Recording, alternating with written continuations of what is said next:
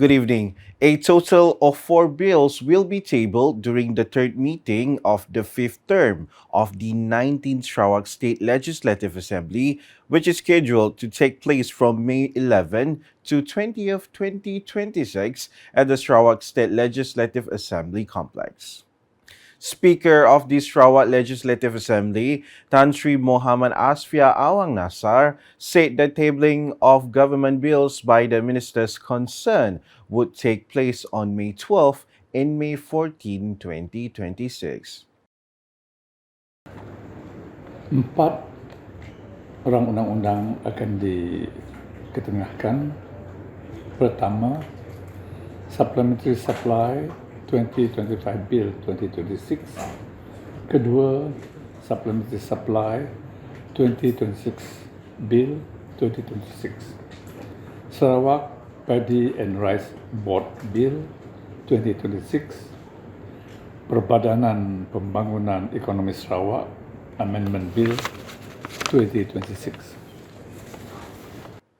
He said this during a press conference following the pre-council meeting held in conjunction with the Sarawak State Assembly sitting chaired by Datuk Patigi Tan Sri Dr. Abang Abdul Rahman Zohari Tun Abang Openg at the headquarters of the Parti Pesaka Bumi Putra Bersatu on Saturday. He added that the Supplementary Supply Bill 2025-2026 and the Supplementary Supply Bill 2026-2026 would be tabled by the Sarawak Deputy Premier, Dato' Ahmad Douglas Ugambas, with the first reading scheduled for May 12, while the second and third readings would take place on May 14. Meanwhile, the Sarawak Paddy and Rice Board Bill 2026, he said, would be tabled by Stephen Rundi Utom with the first, second, and third readings all scheduled for May 12. As for the Sarawak Economic Development Corporation Amendment Bill 2026, he said it would be tabled by Dato' Ahmad Douglas Uga on May 12, involving all three readings. In a related development, Tan Sri Dato' Amma Muhammad Asfia informed that a total of 333 questions, comprising oral and written questions, had been received from 39 members of the State Legislative Assembly. According to him, of the total, 254 questions were for oral replies involving 37 aduns, while another 79 were written questions submitted by 15 members. He added that the Sarawak Premier's Department received the highest number of questions, with 50 submitted. The sitting will commence with the official opening ceremony by the Sarawak Governor, Tun Pein Sri Dr. Wan Junaidi Tuanku Jaafar, on May 11, 2026. Parti Pesaka Bumi Putra Bersatu, PBB Sarawak, will organize conventions involving 4 zones from July to September this year as part of efforts to strengthen the party at the grassroots level. PBB Sarawak Secretary General and Kapit Member of Parliament, Dato' Sri Alexander Nantalinggi, said the conventions would cover 4 main zones, namely the Southern Zone, Betong Zone, Central Zone, and Northern Zone. Untuk 4 zon, iaitu zon selatan yang akan dipengerusikan oleh Yang Amat Berhormat Dato' Ahmad Awang Fadilah, Dato' Fadilah. Jadi zon Betong dipengerusikan oleh Yang Berhormat Dato' Ahmad Douglas Uga, dan zon tengah, Central Zone, dipengerusikan oleh saya sendiri, dan zon di utara akan dipengerusikan oleh Yang Berhormat Dato' Ahmad Jawan Tengah Ali Hassan. Ya. He said this during a press conference after the third Supreme Council meeting of PBB Sarawak, chaired by Sarawak Premier Dato' Patinggi Tan Sri Dr. Abang Abdul Rahman Zohari Tun Dato' Abang Openg at the PBB headquarters on Jalan Bako on Saturday.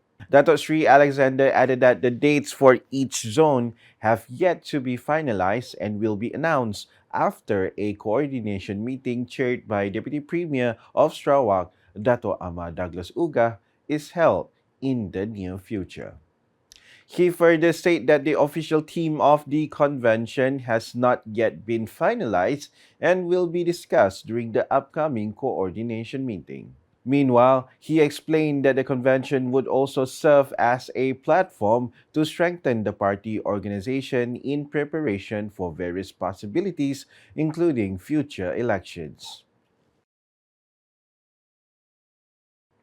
The Sarawak government has allocated 4 million ringgit this year under the Kidney Patient Assistance Program to help ease the burden of end-stage kidney failure patients, particularly those from low and middle income groups. Sarawak Deputy Premier and Minister for Public Health, Housing and Local Government, Dato Ahmad Dr. Sim Kui Hian, state the initiative aims to ensure patients receive timely treatment, including assistance in covering dialysis treatment costs. His text of speech was read by Deputy Minister for Public Health, Housing and Local Government Sarawak, Dato Michael Tiang Ming T, during the Sarawak Level World Kidney Day 2026 celebration and kidney charity run at University Malaysia Sarawak UNIMAS Student and Alumni Affairs Square on Saturday. Sarawak government remains steadfast in supporting the federal government initiatives in providing equal and accessible healthcare to all Malaysians. Dato Ahmad Dr. Sim added that Sarawak currently records between 700 and 800 new kidney disease cases annually, with more than 4,800 patients undergoing dialysis treatment throughout the state. He said chronic kidney disease has become one of the country's major public health challenges, with the prevalence rate increasing from 9.07% in 2011 to 15.48% in 2018. This means that nearly 1 in 6 Malaysian adults may be living with some degree of kidney disease, many of whom may not be aware of their own condition. Meanwhile, he said the Sarawak government continues to strengthen support for federal government hospitals through the provision of treatment facilities and equipment, including more than 30 hemodialysis machines worth 1.2 million ringgit under the Special Assistance Initiative for Kidney Patients. Aligned with our vision to provide accessibility to healthcare, the Sarawak government offers a transport allowance of 50 ringgit per session for patients travelling long distances for rural treatment centres. He added that additional hemodialysis machines are scheduled for distribution this year to hospitals in Miri, Bintulu, Muka, and Sarike. Meanwhile, the World Kidney Day 2026 celebration, organized by the National Kidney Foundation (NKF) in collaboration with the UNIMAS University Health Center, also attracted 250 participants through a 5-kilometer charity run. The program was held in conjunction with this year's global theme, Kidney Health for All, Caring for People, Protecting the Planet, aimed at raising public awareness on the importance of early detection and prevention of kidney disease. The organization of Ngajat dance and Betabuh competitions during the Gawai Dayak Bazaar and Ethno-Cultural Festival has been described as an important platform in reviving the traditions and heritage of the Dayak community in Sarawak. Minister in the Sarawak Premier's Department, Dato Sri Join Sikitayai, said the Ngajat dance and Betabuh performances are not merely cultural displays, but also represent the identity and core heritage of the Dayak community that must continue to be preserved. The caucus assemblyman added that organizing such competitions could attract the interest of the younger generation, especially young Ibans, to learn and master the art of Betabuh and Ngajat dance. Tu saya sepiaku siti ada cara kita.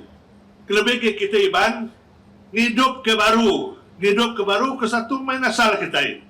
Pengawak Betabuh. Laban nanti kita beda kadang-kadang kita beda dan main orang yang tadi ke nak nemu Betabuh. Bisi nemu Betabuh berpangkung kita punya tang nanti kita dengar ya. Ukai ke mana dia dengar kita ini. Bisi kata ku kita ban nyelundai nya ke mana ada dengar kita berapa ketemu kita nya. Lagi kita akan dengar sidak ya. Lebih agak ke Ngajat. The competitions were held in conjunction with the state-level Gawai Dayak 2026 celebration at Bandar Baru Permijaya in Miri on Friday.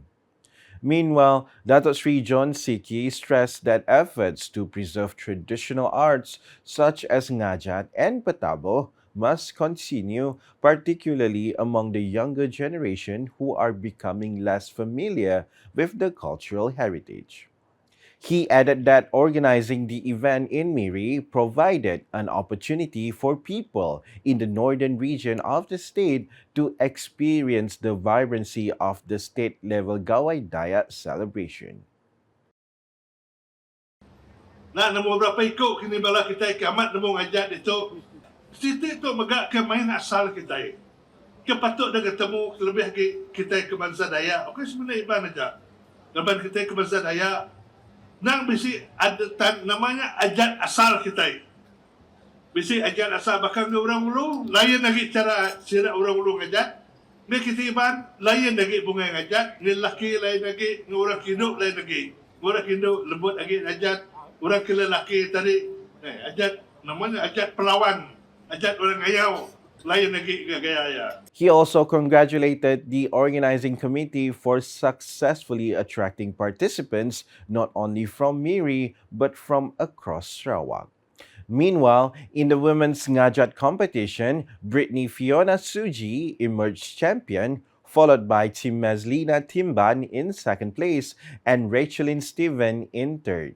In the men's Ngajat competition, Harry Linggang Lawrence Libao was crowned champion, followed by Adriel Nyawai as runner-up and Dennis Tugang Charles in third place. The winners took home cash prizes of 3,000 ringgit, 2,000 ringgit, and 1,000 ringgit respectively, along with trophies and certificates of participation. For the Betabuh competition, Rantau Lalanga was named champion, followed by Ayun Lunday Batang Ay as runner-up and Pangangkat Main Asal Daya Pamat in third place. The winners received cash prizes of 6,000 ringgit, 5,000 ringgit, and 4,000 respectively, along with trophies and certificates.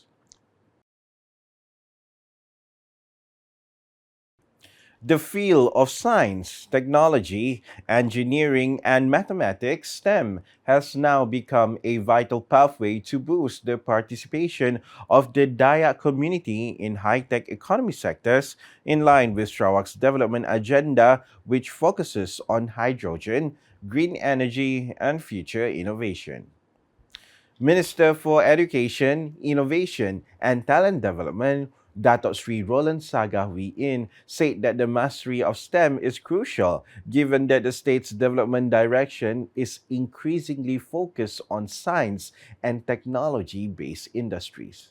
According to him, Sarawak requires more local skilled manpower in professional and technical fields to support future economic growth. If you want to see us progress very fast, that is the only way. Take more serious attention towards STEM education. He said this while speaking at the official opening of the 11th Triennial General Assembly of the Dayak Bidayuh National Association, DBNA, and the DBNA Muhibah Dinner at the DBNA Multi-Purpose Hall on Friday. He added that although there is a target of 60% of students in the STEM stream by 2030, the level of student participation, particularly from rural communities in that field, has not yet reached a satisfactory level.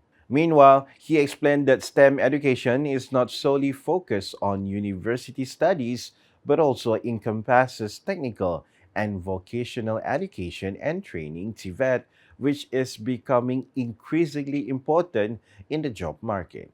In this regard, he urged parents and the community to encourage more young people to enter STEM and technical fields to ensure the future generation is capable of competing in a technology-based economy.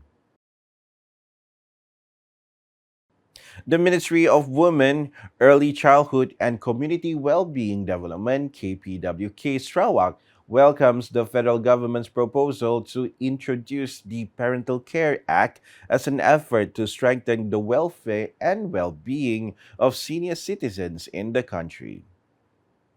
Its minister, Dato Sri Fatimah Abdullah, stated that families inherently play a primary role in ensuring that senior citizens continue to receive the care, attention, and affection they deserve in line with the cultural and religious values of society in this country.